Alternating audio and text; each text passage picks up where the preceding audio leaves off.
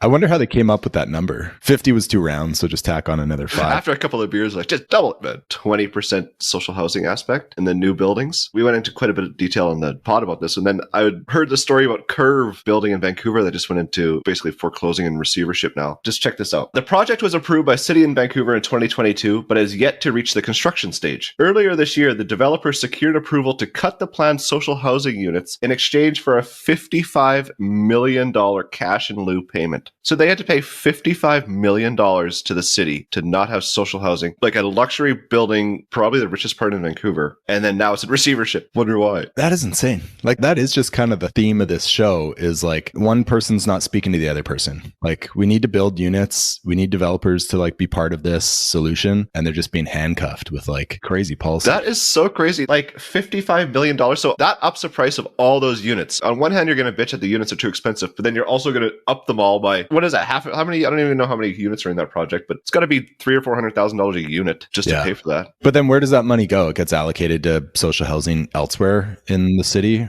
Yeah. Yeah.